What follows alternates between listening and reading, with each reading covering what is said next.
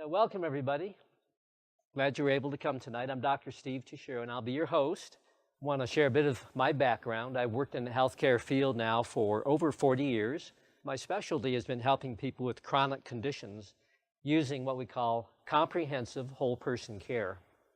As I look at you, Mary Kay, I see not just a nose and a smiling mouth, but I see a head, arms, legs, and a torso. So you're more than just one part. In today's conventional healthcare approach, unfortunately, it's very segmented. If you've got a problem with one organ, you go to a specialist who specializes in that organ. And that's good for going deep with information, but what's often lost is perspective. We actually function and work as one whole person. And especially with chronic conditions, in order to understand what's causing it, we have to look at the whole person. And so that's what I've done for the last 40 years. I have a master's in nutrition, 1985 from the University of Bridgeport. So for many years, I helped people with looking at their diet, balancing their body chemistry. With the degree in chiropractic from 1998, I began to understand more about how the brain and the nervous system control the rest of the body. And relative to autoimmune disorders, that's critically important because we will talk about how autoimmune processes and what causes them has a direct impact on your brain. But it works the other way too. Your brain can actually create inflammation in your body and set the stage for autoimmunity. Through the last several years, we've helped quite a few people in our practice suffering with autoimmune disorders. And you can read about their successes on this testimonial sheet. So here's my greatest fear. A person comes into our office with a complaint, and they go through our process, which can be quite rigorous and intensive. To correct a chronic condition, it's often necessary to change your whole lifestyle. What you're eating, exercise, taking nutritional supplements, avoiding certain foods, changing the way you think. So it's not a small commitment. So people go through our program, and they experience life-changing improvements in their health, as you read here. And then once they finish their program, sometimes they leave our office and we don't see them again. And sometimes I wake up at night thinking, where is such and such a person? How are they doing? Are they continuing with the lifestyle changes we told them about and talked to them about? Because with autoimmunity, folks, if you don't do that, it's going to come back with a vengeance. So that's what we'll be talking about tonight. Why autoimmunity is such an insidious health challenge, and why it's so critically important that whatever you do in order to get healthier, recover from your symptoms, you keep that as a lifestyle for the rest of your life. And one reason I'm so interested in autoimmune disorders is because I actually have one myself.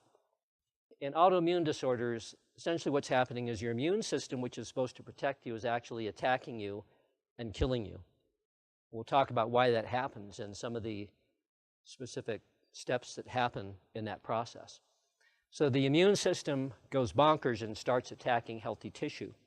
When I started learning about autoimmunity, of course, I did all the testing on myself that I was going to be asking my patients to do. And by the way, everything I talk about and describe in terms of action steps, I personally do in my own life, and I'll do it the rest of my life.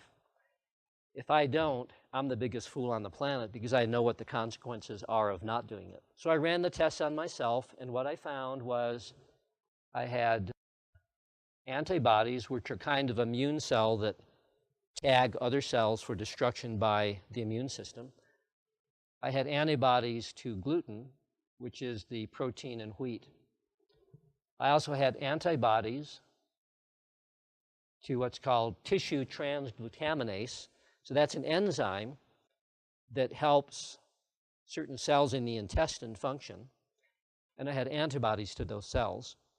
So when that happens, what happens is the cell that you have the antibody to gets destroyed by your immune cells.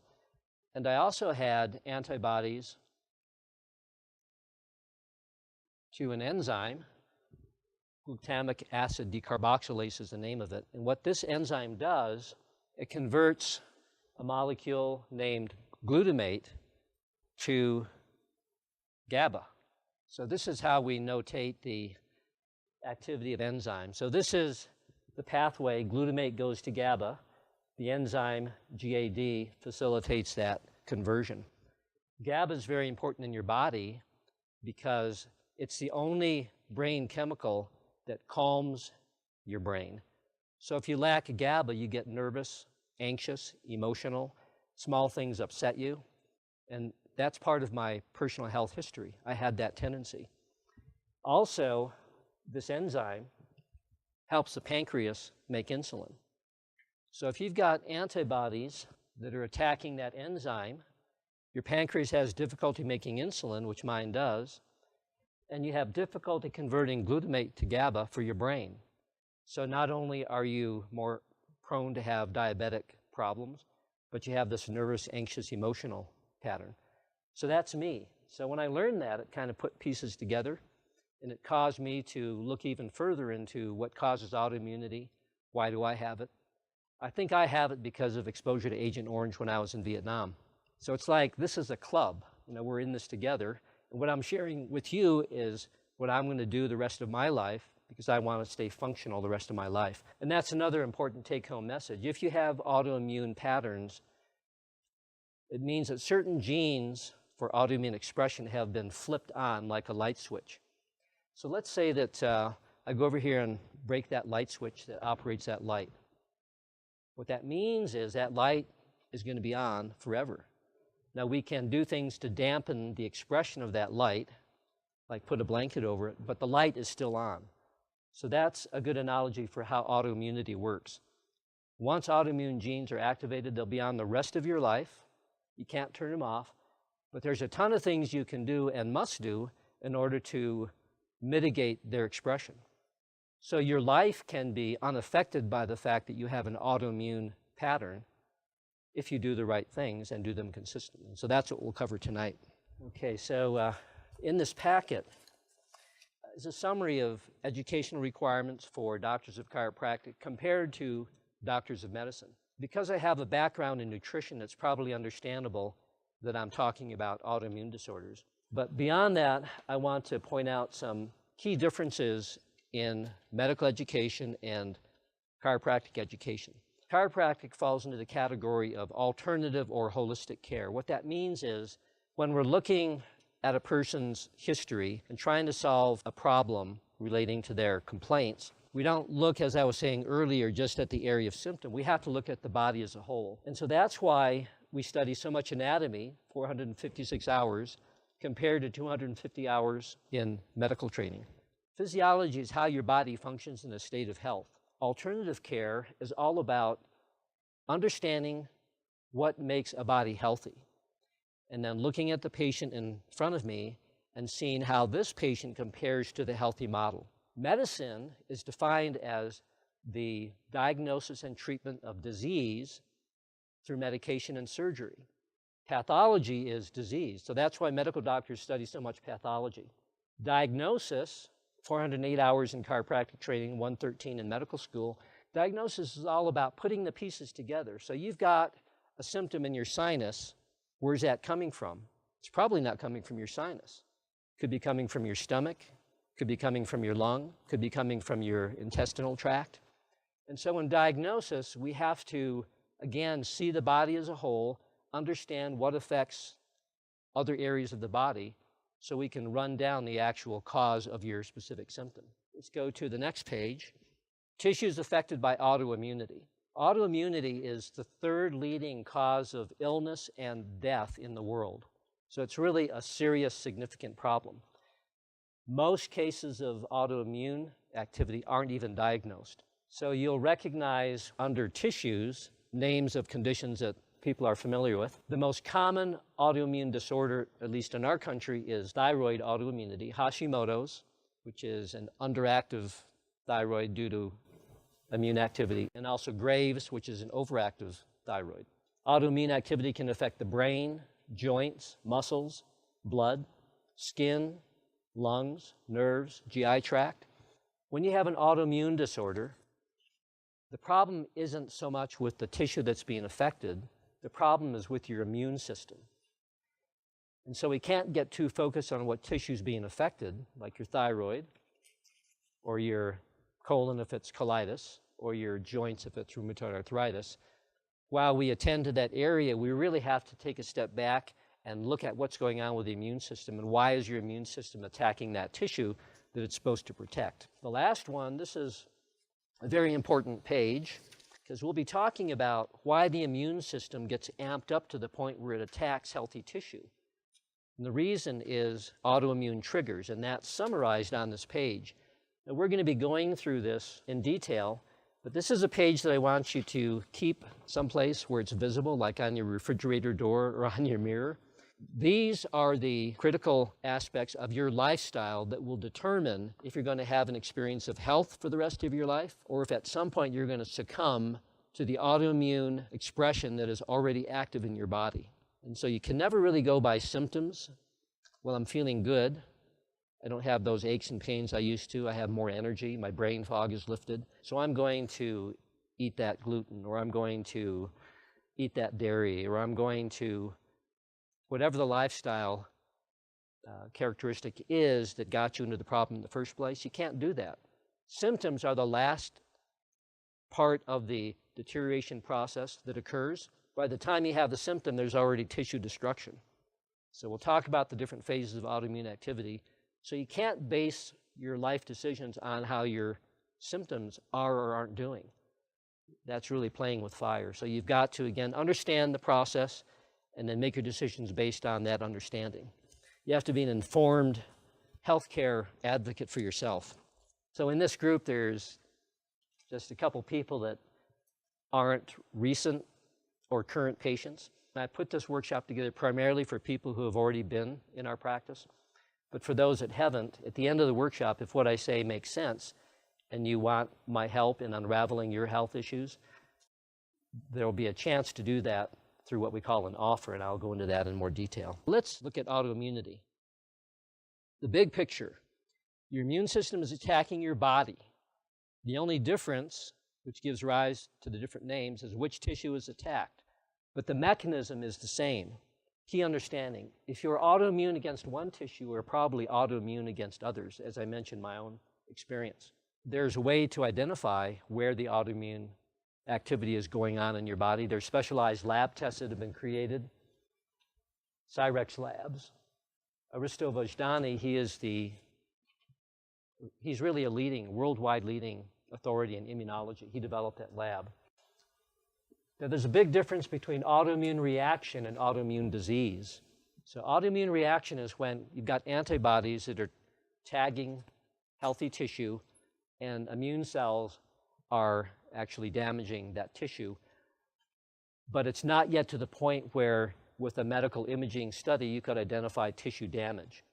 That's autoimmune reaction. If it progresses and it's not checked, that's where it becomes autoimmune disease, when lab markers and imaging studies show actual tissue damage. So wouldn't it be better, folks, if you have autoimmune activity in your body, to know early as possible before there's a lot of tissue damage? That's what our concern is, to identify when it's in the reaction stage, not when it's torn your body apart. Again, there's no cure, but there are many natural protocols to greatly improve your life and preserve your body. So 1 in 9 women are autoimmune, and 1 in 12 men. And this is diagnosed cases. When you compare that to cancer, 9 million people diagnosed with cancer and 22 million with heart disease in our country. 50 million have been diagnosed with autoimmune disease. And again, there's many more who are undiagnosed. So it's really a rampant problem. It increases every year. Most cases are not diagnosed.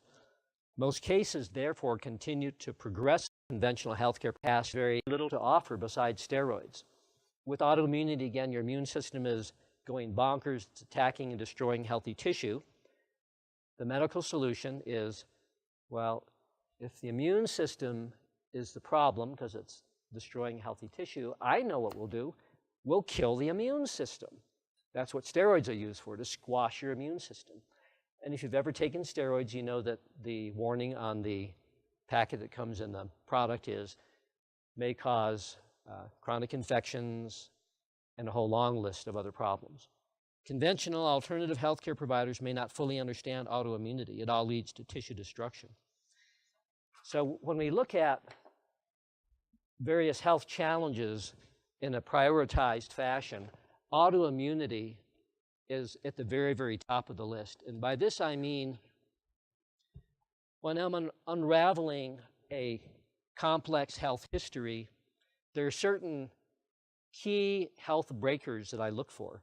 Because I know that if we don't address those health breakers and they're present, anything else we do is not going to be effective. And guess what the number one health breaker is? It is autoimmunity. So if that's present and it's not addressed, nothing else is going to be very effective. Other health breakers, number 2, blood sugar has to be stabilized. Anemia has to be identified and corrected. Adrenal gland function has to be addressed. Gut, GI function. Also, inflammation, and a key player, key cause of inflammation in the body is imbalance in essential fatty acids. So these are the key patterns that I look for, and again, number 1 is autoimmunity. It's no coincidence that any or all of these can be triggers for the autoimmune response. As I've said, in autoimmune conditions, our immune system is mistakenly attacking healthy tissue. It's making autoantibodies to the tissue it's attacking. The other white blood cells, like the natural killer cells, go after the self-tissue that's been tagged by the antibodies and starts destroying it. So besides lab tests, there's certain common indicators from the patient's history that tells me that there's likely an autoimmune pattern present. Okay, from the history, symptoms fluctuate. They get worse, they get better. They get worse, they get better. They fluctuate in intensity, but also they tend to migrate throughout the whole body. Because understand that with autoimmunity, it's actually a problem not with that gland or organ or tissue, it's the immune system which is present throughout your whole body. People with autoimmune problems have been to countless healthcare providers and they're still struggling. When they come into the office, they've got a file that big. All kinds of tests, medical reports, supplements they've been taking, medications they've been taking, and they're still struggling. They also, if they have any kind of alternative inkling at all, bring in bags of supplements. The scary thing and the sad thing is a lot or most of what they're taking is actually making them worse. Here's a key one for women. Symptoms began after pregnancy. One of the triggers for autoimmunity is hormonal swings, and of course that's prevalent during pregnancy. And it's not uncommon for women to experience their first symptoms of an autoimmune process shortly after the birth of their first child. So let's delve into the immune system a bit. So it's a very complex system, so we're just going to touch on the highlights as it relates to autoimmune function. So we're going to arbitrarily divide the immune system into 2 broad categories. The first category are the natural barriers, and these include your skin, lungs, eyes, intestinal lining, and the blood-brain barrier. The second part is the immune cells. And the purpose of the barriers, by the way, is to keep bad stuff that should be outside the body from getting inside the body. But once bad stuff gets into the body, there's the white blood cells that then take over. And we divide those into different categories. Th1 and Th2, 2 different kinds of white blood cells. Now, the Th1 cells, I've mentioned these already, are the cells that go after the bad guys, natural killer cells, T lymphocytes, and others. They're the front line of defense against any foreign invader. Antigen is like a germ. The Th2 cells, called the B cells, these are the immune cells that make the antibodies that tag the invader so that these cells, which are killers, can go after the invader and kill it. In addition to the Th1 and Th2, there are cells that keep an eye on the Th1 and Th2 cells to make sure that they're doing their job in the right proportion at the right time. And those are called Th3 regulatory cells. So they balance communication between Th1 and Th2. Th17 cells, now these are cells that allow communication between Th1, Th2, and Th3. But if certain disruptions occur between Th1, Th2, and Th3, these cells go bonkers and they cause massive tissue destruction. So here's a picture that portrays the loss of balance between Th1 and Th2. And this is actually key in the onset of autoimmune activity. So here's a representation of what it might look like if the Th2 cells, these are the B cells that produce antibodies, are too active. Okay, so again, the B cells, they make antibodies that tag what the killer cells are supposed to attack.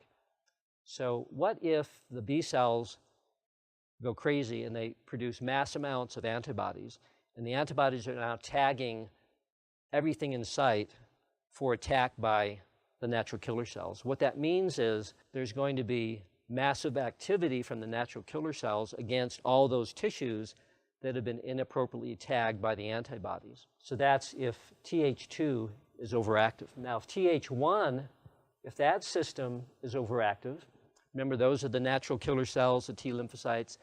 Those are like the pit bulls that go after bad guys and tear them up. What if those are overly produced? Now you've got the bulldogs going after every healthy tissue in the body, not just the bad guys. So it's critical that Th1 and Th2 operate in balance. The cytokines, I mentioned those. These are the cells that carry information between Th1 and Th2, and very importantly, between Th3, the regulators. The Th3, that's like the police captains that are back at headquarters, and they're in touch with the sergeants, the Th2, and the line police, the Th1. And they're making sure that they're all doing what they're supposed to do. And the cytokines ensure that the communication between those two groups is proper. But the more out of balance Th1 and Th2 become, the more tissue destruction occurs, and the increased production of this bad guy, interleukin 17, it's one of those messengers, causing extreme levels of tissue destruction. So anything we can do to keep Th1 and Th2 balanced and Th17 from increasing is very favorable for your health and for the balance of the immune system. Now, another part to this is this interleukin 17 can turn on a very, very destructible pathway called the cytokine-inducible nitric oxide system, leading to extreme tissue destruction. So this is a scary situation. Here you've got immune cells that are supposed to protect you, that are going bonkers, creating inflammation, damaging healthy tissue. Most of the time, you don't know which tissue they're damaging. So it's very, very important to understand why this happens in the first place, because why it happens all relates to lifestyle, which we can totally control. There's two reasons why this might happen. Dysregulation refers to loss of optimal function of different organs or systems in the body. Inflammation, blood sugar, adrenals, hormones, imbalances in the brain function, neurological imbalances. Pregnancy, I mentioned, and low vitamin D. Vitamin D is a very important regulator of those T3 regulatory cells. Active antigen, again, antigen is just a fancy name for germ. Chronic infections, bacterial, viral, mold, any place in the body, very commonly in the gut. Infections in the gut. Eating foods that you're sensitive to. So in my situation, I got tested and I have antibodies to gluten, which is the protein in wheat. If I were to eat a meal with a lot of wheat, antibodies are already present in my body. They would see that wheat and they would tag the wheat for attack by the natural killer cells. Unfortunately, though, when natural killer cells attack a molecule, they often don't just attack that molecule. They attack other molecules that look kind of like it. What molecules look kind of like gluten? Well, parts of your brain. So if you are gluten sensitive and you're eating gluten, you're inviting your immune cells, those killer cells, to attack and destroy your brain or the nerves in your legs or your thyroid. So that's called the molecular mimicry. Okay, environmental toxins, petrochemicals, metals. And right now, there have been 287 toxic, many carcinogenic chemicals found in the amniotic fluid of newborns. So our environment is just loaded with toxic chemicals. Any of these can enter the body, and through a process that we'll talk about in a minute, they get into the bloodstream, immune cells see them, they attack them. A lot of those are inanimate, so the immune system can't kill them. So instead, the immune system ends up damaging healthy tissue. And then leaky gut syndrome, that's a key player in the onset of autoimmune activity. So here's your small intestine, and then this is your bloodstream. So we eat food, chew it, goes into the intestine, where it's further broken down and then eventually absorbed into the bloodstream. And the way the molecules of food that have been broken down to very small pieces get into the bloodstream is through spaces between the cells called tight junctions. And there's a certain kind of protein that those junctions are made of. Zonulin and occludin make up those tight junctions. So me, being sensitive to gluten, if I eat a sandwich with a bunch of gluten, those molecules get into the small intestine, and there are immune cells in the intestine as well as in the blood. So what they will do is they'll see that as foreign because I'm sensitive to it, and they'll attack that gluten, and in the process could damage the lining of the intestine. So now those junctions that are supposed to be very small get bigger and bigger and bigger. So now I've got what's called a leaky gut. And so now not only does large molecules of gluten get into the bloodstream, but now I'm susceptible to viruses, parasites, chemicals, metals getting into the bloodstream. And when that happens, the immune cells that are swimming around in the bloodstream, just as they swim around in tissue, see that, and then they attack it to kill it. And in the process, create further damage to the intestine. And that's called inflammation, which now is free to travel throughout the body. The reason why leaky gut is such a central part to autoimmunity is because that's what allows stuff that shouldn't be getting into the bloodstream in large form to get into the bloodstream, where the immune cells see it and then go after it. That creates whole body inflammation. If you have a history of GI symptoms, currently have a lot of symptoms, constipation, diarrhea, gas, bloating, you eat a variety of foods and you get bloated, distended. Reflux, like GERD, is an aspect of that. This is likely going on, and again, that's almost like a prerequisite for the autoimmune process to begin. Here's a summary of what I was saying earlier about how the different parts of the immune system are triggered in an autoimmune process. If you've got poor regulation between Th1 and Th2 because the Th3 cells, the regulators, the captains that control the other police, if they're not doing their job because they don't have the wherewithal, the nutrients to do it, then that creates a greater imbalance in Th1 and Th2, and it also turns on interleukin 17, which in itself causes destruction, but that also leads to an activation of INOS, that's called the inducible nitric oxide system, which creates more severe tissue destruction. So when we talk about autoimmune activity, destroying your body, this is really like the central piece to it. So if you can grasp that concept and hold it in your mind, then autoimmunity is not just a vague process in your body. There's actually steps to it, and there's reason those steps get turned on. Remember, 70 to 80% of your immune system is in your gut. So if you've got chronic GI symptoms, automatically know your immune system is a mess and prone to this type of reactivity. It's such an important concept that this diagram has been created to represent how inflammation in the gut at the very top, and that's usually, again, from an immune reaction to a food sensitivity or infection, leads to the production of inflammatory cells in the green. And as I was showing you, leaky gut, which makes you prone to more food sensitivities. Those inflammatory cells cross into the bloodstream. When they get up to the brain, they can actually go into the brain itself. They react with the cells in the brain, the immune cells called microglial cells, and that causes inflammation in the brain. Anytime there's a chronic history of GI disturbance, inflammation there, almost certainly there's going to be inflammation in the brain. Very similar to that process of leaky gut is what we refer to as a leaky blood-brain barrier. So this is the side view of the brain, and this is the membrane that protects the brain. And just like there's certain proteins that make up the tight junctions in the small intestine, those same proteins make up the structure of cells in the brain, zonulin and occludin. So there's lab tests that show if you have antibodies to zonulin and occludin, whether it's in the intestine or in the brain barrier. So let's say that the brain barrier has been breached. We'll talk about what causes that.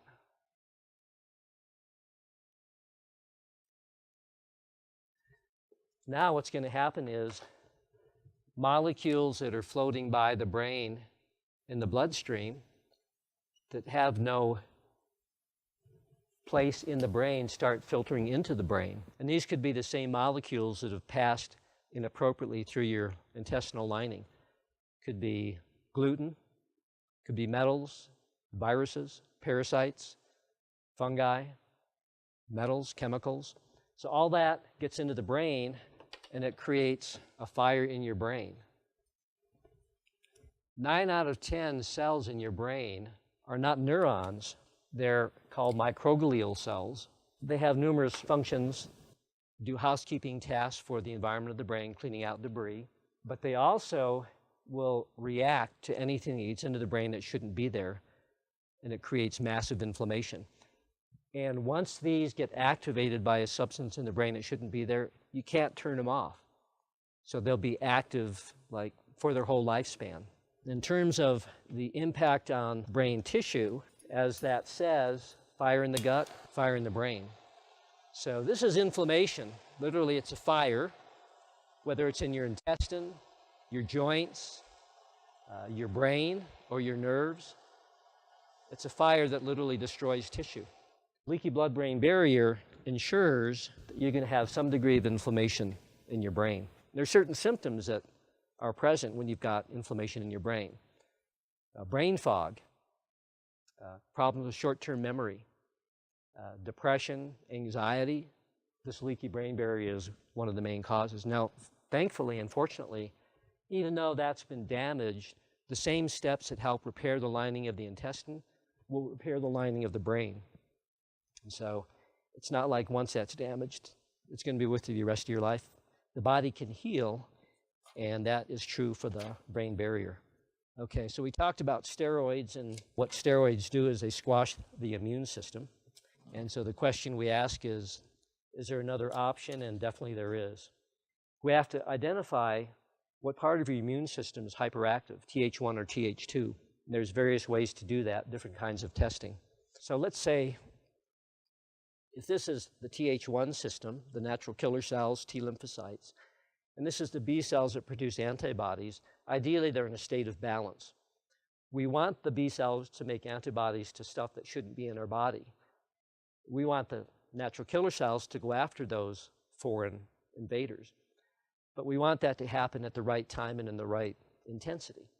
Let's say the Th1 system gets stuck in the on position, or the Th2 gets stuck in the on position. So if it's Th1 that's stuck in the on position, one thing we can do is we can boost up the function of Th2 and decrease the stimulation of Th1. And there's certain natural remedies that do both of those. And that's a good thing, but it's also a bad thing, because that's why a lot of people with autoimmune problems, whether they know about it or don't, are taking substances that are actually making them worse, because they're amping up the part of their immune system that's already hyperactive. Then we have to support the Th3 regulatory system, and those are the captains back at headquarters that control the policemen. We have to suppress interleukin-17 and INOS.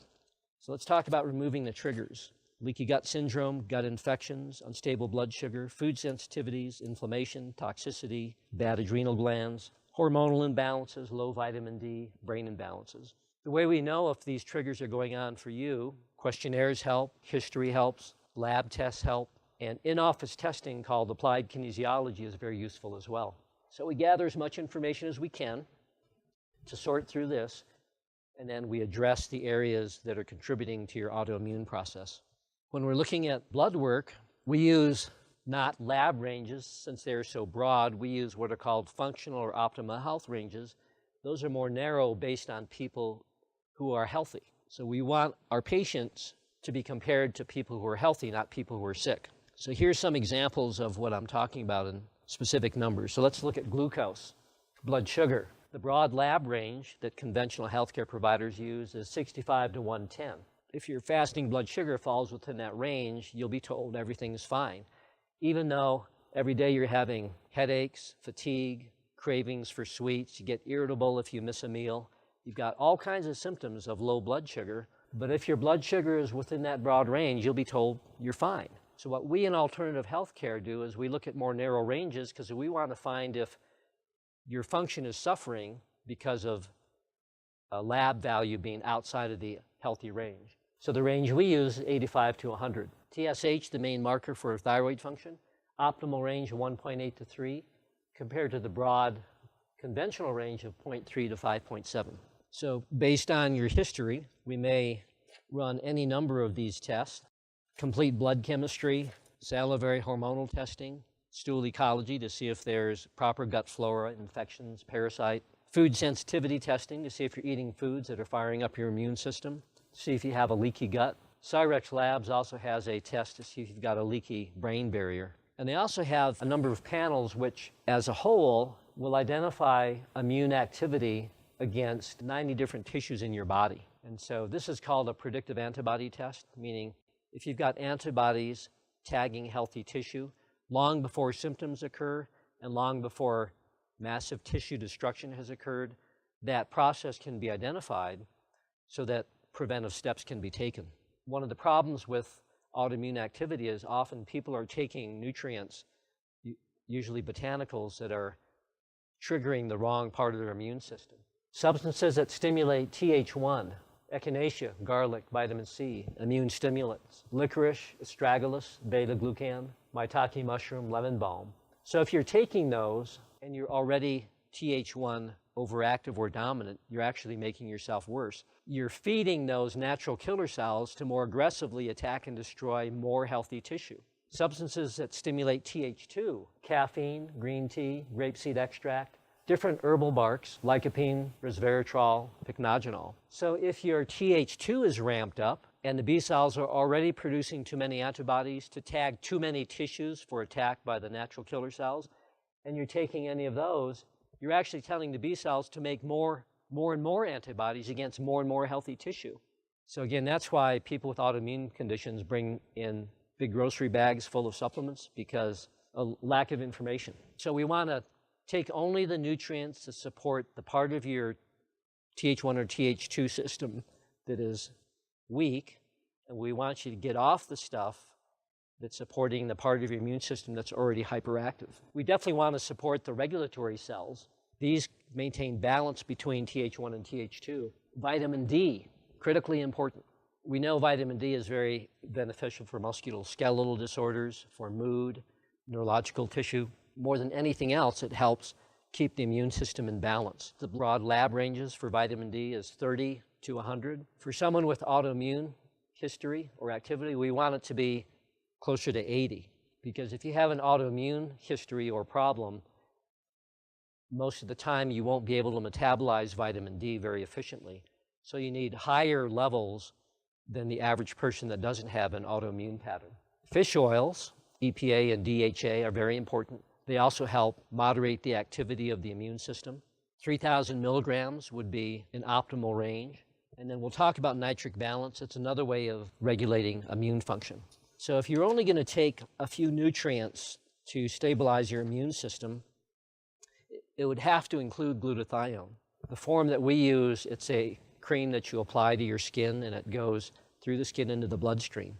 It's a compound that acts as an immune regulator, so it helps keep Th1 and Th2 in balance. It's an antioxidant, and it helps the liver detoxify. It's the main protective antioxidant for a cell's mitochondria. That's where energy is made in the cells. Oxidation is a process that happens in our body. It's a natural process. We need it, but when it's at work, it creates destructive byproducts. So as an example, let's say one of those white blood cells swimming around in the bloodstream spots a foreign invader. It's going to kill it, and the way it kills it is squirts a very toxic substance onto the foreign invader. It's called superoxide. And the superoxide, like, lyses or destroys the body of, let's say, the parasite. Understandably, if it can destroy the body of a parasite, it can also destroy healthy tissue. This is called oxidation, by the way. And so an antioxidant, it allows this process to happen, but as soon as it happens, it converts the byproduct of that activity to a harmless molecule. And glutathione is what allows that process to occur. So if you're taking glutathione orally, there's a chance that you're not absorbing very much of it. That's one of the problems with glutathione. So that's why we use the topical. So here's a picture illustrating glutathione's role. So let's say a virus gets into your bloodstream. Immune system is triggered. Oxidative stress occurs, so the white blood cell squirts that superoxide onto the invader, creates oxidative stress. Now that very process depletes glutathione levels. As glutathione depletes, another system that's very detrimental is activated. It's called the INOS system that leads to tissue destruction and the inappropriate activation of some of those killing white blood cells. As long as glutathione levels are optimal, these lower phases don't happen. So up here in the left-hand corner, GSH, that stands for glutathione. Notice the arrow going up. So when glutathione is used, it becomes what's called oxidized glutathione, that's GSSH. But then if we have proper nutrients and enzymes in our body, that oxidized glutathione gets converted back to the form of glutathione that protects us. So there's certain nutrients that allow that conversion to happen. And we call that glutathione recycler. It's actually a formula put together by Dr. Karazian, who wrote these two books. A lot of what I'm sharing is from these two books. So he formulated these products. This is what glutathione recycler contains. Everything I tell patients to do, I take, so I use these every day myself. An environmental stressor activates the immune system only after glutathione levels are depleted. So that's how critically important glutathione is. For everybody, but especially for you guys, including me, we have this tendency for immune activation against healthy tissue. Anything we can do to squelch that, we have to do, and this is one of the most important things. Okay, nitric oxide is important in regulating the immune system. So it's a molecule, written NO. It's a messenger molecule involved in many physiological and pathological processes, pathological being bad. It plays both destructive and protective roles in autoimmunity, depending on which form or isomer is expressed. These all fall into the category of nitric oxide synthase forms. So the two on the top are the good ones. NOS is neuronal nitric oxide, optimizes neuronal synapse activity. That's where the nerve endings come together. It protects nerve tissue. Another good one, ENOS, endothelial nitric oxide, helps tissue recover and regenerate, balances, enhances blood flow, dissolves plaque in the lining of blood vessels, and it dilates blood vessels. So I may recommend this for someone who's got circulatory issues, blood pressure problems. One of these three, though, is bad, and that's the INOS. That promotes tissue destruction, promotes inflammation, promotes autoimmune attack. And so one concern we should all have is that a lot of people take what's called arginine. It's an amino acid.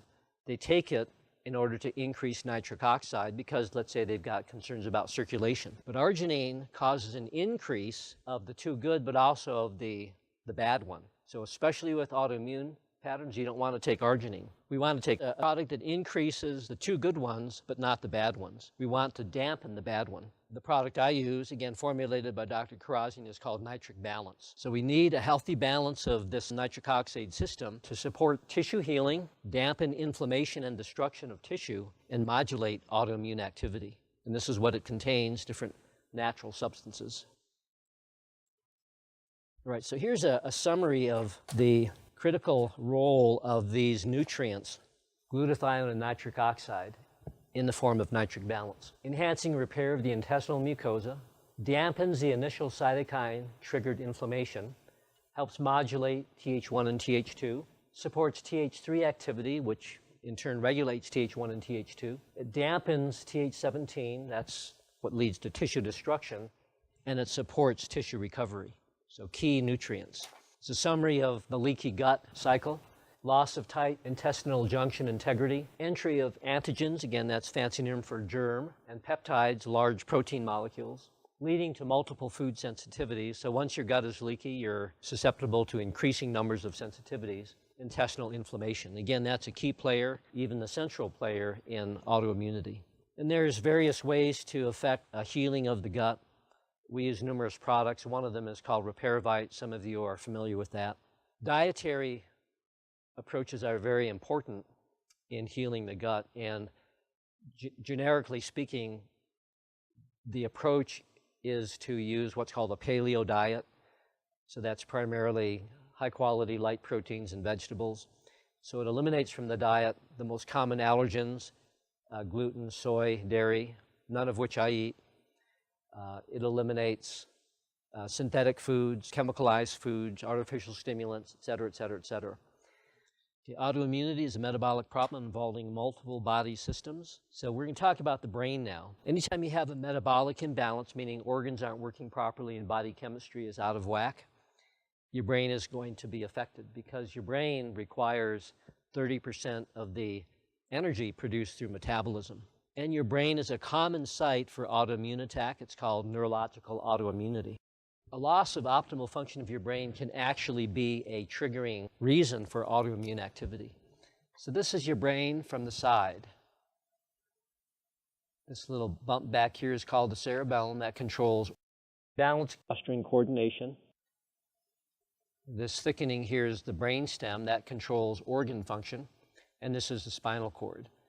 So you've got your frontal lobe, parietal lobe, temporal lobe, occipital lobe. Among the many important functions in the frontal lobe, one of its most important is it regulates the proper expression of the brainstem, which then, through cranial nerve 10, the vagus nerve, operates the viscera or the organs, like your heart, like your stomach, like your intestines. Okay, so these plus signs from the frontal lobe to the brainstem and from the brainstem to the viscera means proper regulation. Now let's say that you've got an autoimmune disorder and it's actually being caused by a decreased function of your frontal lobe. And that can be secondary to any kinds of stress, but stress in a sense is what suppresses frontal lobe function. So now your frontal lobe is fatigued, and instead of proper regulation of the brainstem, you have no regulation of the brainstem. And now the vagus nerve has no ability to regulate the function of the internal organs. So all of this creates specific symptom patterns that I'm going to share with you next. Because of chronic stress, and the stress, by the way, could be metabolic, meaning coming from your body chemistry, coming from autoimmune activity, coming from autoimmune attacks on your brain tissue, coming from a leaky brain barrier, inflammation in your brain. So all of that can cause a loss of frontal lobe function. Look at those symptoms. Those are all signs of a loss of function, not just of the frontal lobe, but of the upper brain. Depression and anxiety, difficulty scanning pages, difficulty adding or subtracting, difficulty with neutral expression, decreased memory, learning difficulties, lack of focus, altered sensation or numbness, changes in handwriting, anger, increased irritability, impulsivity, chronic pain, lack of motivation, dyslexia, ADD, ADHD. So when that is present, then what follows next is loss of function of the brainstem, and these are the symptoms. Again, brainstem controls internal organs. Chronic pain and fatigue, irritable bowel, urinary tract infections, fibromyalgia, migraine, poor posture, insomnia, dizziness, vertigo, heart palpitations, high blood pressure, cold hands and feet, sensitivity to light and sound. At this point, pretty apparent that the brain is critical to the function of your viscera, and so we can't just look at your organ function, your body chemistry, we have to look at your brain function because those are so intimately entwined. So we have to do some assessment of brain function because maybe imbalance in your brain is the trigger for the autoimmune activity. Maybe the autoimmune activity is a trigger for inflammation in your brain. Maybe it's going both ways. So we have to assess brain function using neurological tests, identify what part of the brain is most compromised, and then support your brain. The brain needs fuel, so we have to make sure your body chemistry is optimal. We've got to get your organs working better. The brain also needs exercise, so we have to begin working the parts of your brain that are most compromised. We do that through a variety of rehab exercises, balance exercises, stimulation with sound, with light, with smell. The metronome is a device that allows us to have you perform motions in keeping with the sound of the metronome. Frontal lobe is involved in timing and prediction. Spin therapy, that's where you're looking at a target as you're turning in one direction. Warm calorics, that's squirting warm water into your ear to stimulate your cerebellum. Stimulating your joints on the weak cerebellum side, vibration. So there's an endless list of rehab exercises we can use both in the office as well as at home to get your brain firing better. Why is what we do different from every other doctor that you have seen? One of the biggest concepts to understand is that, again, to help someone with a chronic condition, we've got to look at everything, the whole ball of wax, because everything affects everything else. We can't focus on one tissue and just look at that. So we do that. It's called comprehensive care. We leave no stone unturned to identify the triggers leading to your autoimmune condition. No stone is unturned. For those who are not currently under care or have not been, I'm going to describe what we call the offer. If you'd like my assistance in unraveling your chronic health condition, this is what you'd have to do. It's what we call a 2-visit case review and consultation. On visit 1, we do a complete neurological evaluation. Whatever labs you have from the last year, you bring those in, we'll evaluate those. We have questionnaires that you'll fill out, and that'll give me an understanding of your history. And for that first visit, it helps to have your significant other attend, because there's a volume of information that has to be processed, and 2 heads are better than 1. Then on visit 2, I let you know if you're a good candidate for benefit from what we do. And if you are, I tell you what further testing needs to be done, review the neurological findings from the first visit. I lay out a detailed treatment plan, exactly what we'll do, how long it takes per visit, how many visits you need and over what period of time, the cost, and it's very important for the spouse or significant other to attend that visit. We help people with a wide range of health problems. Autoimmunity is just one. And so we limit the number of people that we're helping for each condition to, in this case, 5 per month. Normally, those 2 visits is $189, but if you sign up after we're done with the lecture, we decrease that to $77. And if you sign up and also pay tonight, we further decrease the fee to $49. Not everybody qualifies for this kind of care because not everybody is motivated enough. In order to go through a program like this, you have to be highly motivated. You have to be willing to make serious lifestyle changes, be responsible for your health, and understand that insurance may cover some of the care but not all, so you're going to have to pay something out of pocket. We work with healthcare financing, so if you have no insurance coverage, you can finance the cost of care for as little as $200 to $300 a month using healthcare financing. So ponder this question. On a scale of 1 to 10, how serious is your illness? How has it affected your relationships, your work, your ability to enjoy your life? And where are you on a scale of 1 to 10 about being serious about getting a handle on your health challenge? So that's the offer for those of you who are not under care or have not been under care. Now, for those of you who have been under care but haven't been here for a while, there's another kind of offer, no cost consultation, where you come in and we talk about where things are now and what's happened between now and your last visit. So the good news is you've got information. The bad news is it's useless unless you apply it. But I'm sure you will apply it. So thank you very much. Okay.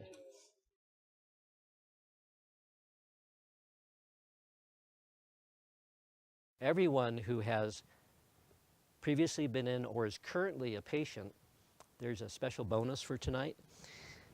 And it's a test that you're going to do on your own to see if you have a leaky brain barrier. And this is how it works. Again, side view of the brain. It's the blood-brain barrier.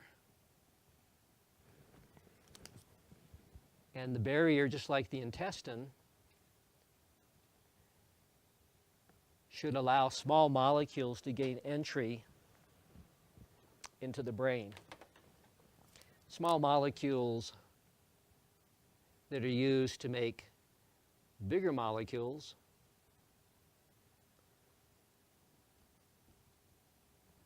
like GABA, which is one of the brain chemicals. And those molecules, of course, pass by the brain in the blood, and then they enter the brain through the brain barrier. So GABA, it's the only brain chemical that calms the brain. And maybe some of you have actually bought GABA at the health food store and you've taken it in order to calm yourself down. If you take GABA and it calms you down, that's not good. That's bad news, because it means that this large molecule, which should not be getting into the brain from the blood, is actually able to pass through the brain barrier into the brain because the brain barrier has been damaged. And now those openings are very wide. So not only will your brain barrier allow GABA to get into the brain, it'll allow chemicals, gluten, viruses, parasites even, weird stuff that shouldn't be there. And when that happens, the microglial cells go on a rampage and it creates inflammation. So the test is and I'm going to give you this tonight, you take 2 500 milligram capsules of GABA in the morning on an empty stomach, and then you take note of any change in your state over the next several hours. If you get sleepy or energized, if you get moody or happy, if you get calm or agitated, any change like that means that GABA has gotten into your brain, and it shouldn't be able to. The only way it can get into your brain is if those gaps are really big. If that happens, and you've got a leaky brain barrier, all is not lost, because there are things you can do in order to heal that membrane. And the reason I'm not going to give this to you, Jim, and anyone that's not been under care is because if you do this and you have a reaction, I need to be able to help you manage it. Okay, so when you come for that complimentary 20-minute check-in, bring the results of the GABA challenge. And also, Bob at the front has a new set of those questionnaires that we've had you fill out in the past. And that gives me another way of measuring where things are at right now with you in your current state of health. Take that sheet that summarizes the triggers for autoimmune activity, put it in a prominent place, and monitor your lifestyle, your life changes, because this is a pattern that is always going to be with you, but doesn't have to control your life if you are vigilant and conscientious and monitor your lifestyle choices consistently.